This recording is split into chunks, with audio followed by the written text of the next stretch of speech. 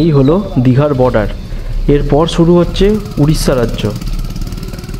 আমাদের আজকের গন্তব্য চন্দনেশ্বর শিব মন্দির, যেটি উড়িষ্যাতে অবস্থিত।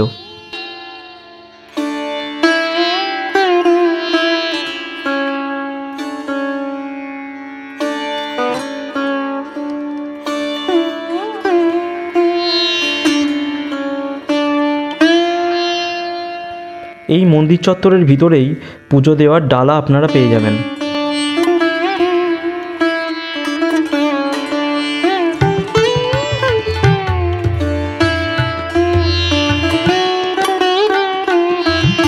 সামনে এটি হলো প্রধান মন্দির ও নাট মন্দির।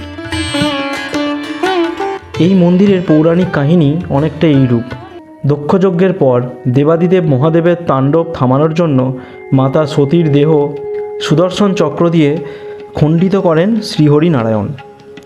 এরপর সেই সুদর্শন চক্রে লেগে থাকা মাতা সতীর দেহের রক্তমাংস সমুদ্রের জলে ধুয়ে পরিষ্কার করেন বিষ্ণু। সেই রক্তমাংস জলপ্রবাহে সমুদ্র থেকে এসে পৌঁছায় সুবর্ণরেখা নদীতে, এবং সেই নদীর জলের মাধ্যমেই এই স্থানে মাটির তলায় এসে জমা হয় সেই রক্তমাংস এবং ধীরে ধীরে পাথরে পরিণত হয়ে শিবলিঙ্গের আকার ধারণ করে। তাই এই লিঙ্গকে স্বয়ম্ভু শিবলিঙ্গ বলা হয়।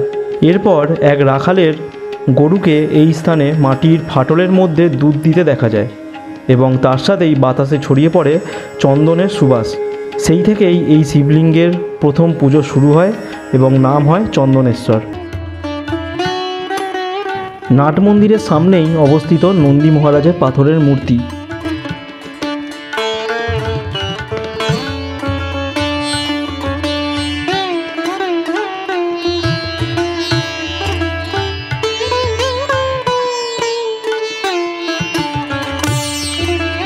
আর এটি হলো নাট মন্দির।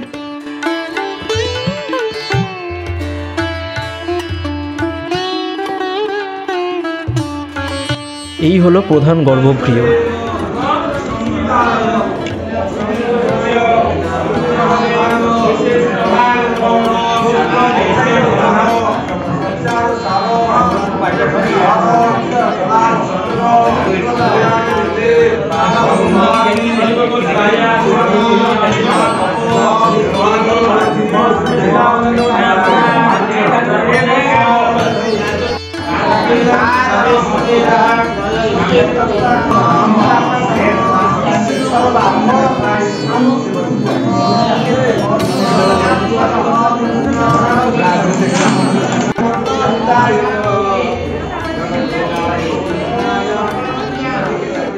এই যে পুকুরটি দেখছেন, এটিও খুবই পবিত্র।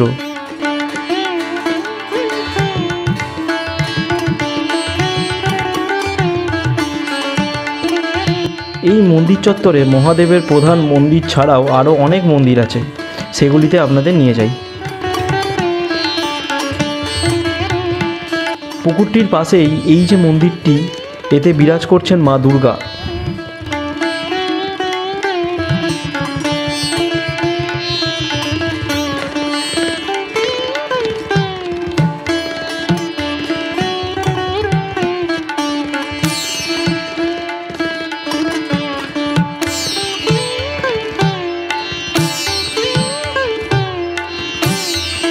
প্রধান মন্দিরের পাশে এই মন্দিরে বিরাজ করছেন দেবী ষষ্ঠী।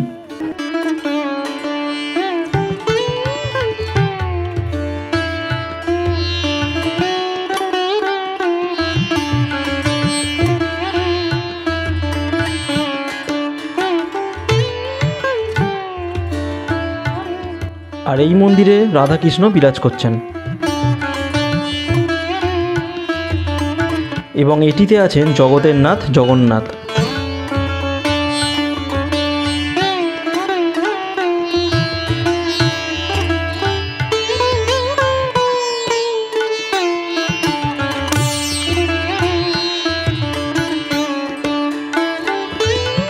মন্দির চত্বরে এই প্রতিষ্ঠা করা ত্রিশূলটি আপনারা দেখতে পাবেন। শোনা যায় লোকের করে যাওয়া মনস্কামনা পূরণ করার ক্ষমতা আছে এই ত্রিশূলের। চন্দনেশ্বর মন্দিরে পুজো দিয়ে আমরা চলে গেছিলাম উড়িষ্যাতেই অবস্থিত আরেকটি পৌরাণিক ও খুবই জাগ্রত শিব মন্দিরে, যার ডিটেলস থাকবে আমাদের পরবর্তী ভিডিওতে।